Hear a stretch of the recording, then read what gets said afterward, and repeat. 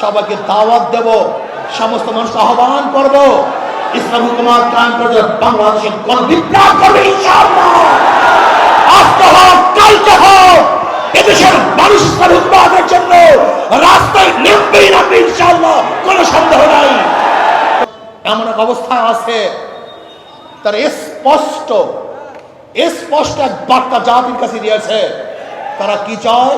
ইসলাম হুকুমত চায়। তাদের মুখের মধ্যে ইসলাম হুকুমত, তাদের অন্তরের মধ্যে ইসলাম হুকুমত, তাদের কর্মসূচির মধ্যে ইসলাম হুকুমত।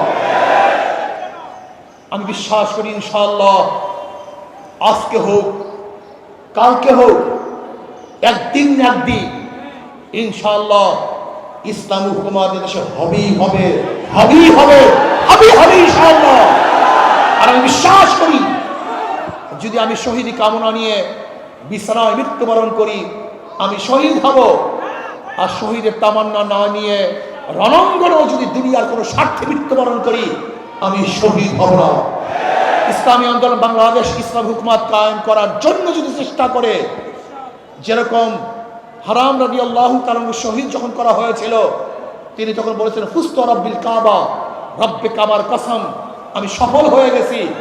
যখন শহীদ হয়েছিলেন তিনি তখনও শহীদ হবার সময় বলছেন সফল হয়েছে। ঠিক আমি বিশ্বাস করি ইসলাম হুকুমত কায়েম করার জন্য যদি আমি দুনিয়ার থেকে বিদায় হই, আমার নিঃশ্বাসকে ত্যাগ করি এবং আমি যদি রক্ত দিয়ে শহীদ হয়ে যাই, যদি হুকুমত নাও দেখতে পারি আমি কামিয়াব হব ইনশাআল্লাহ। ইসলাম হুকুমত কায়েম করার জন্য আজকের থেকে আবার আমরা পুরো দমের সাথে নেমে পড়ব, সবাইকে দাওয়াত দেব, সমস্ত মানুষকে আহ্বান করব ইসলাম হুকুমত কায়েম করতে বাংলাদেশে গণবিপ্লব করবে ইনশাআল্লাহ। আজকে হোক কালকে হোক এদেশের মানুষ ইসলাম হুকুমতের জন্য রাস্তায় নেমবেই না ইনশাআল্লাহ, কোনো সন্দেহ নাই।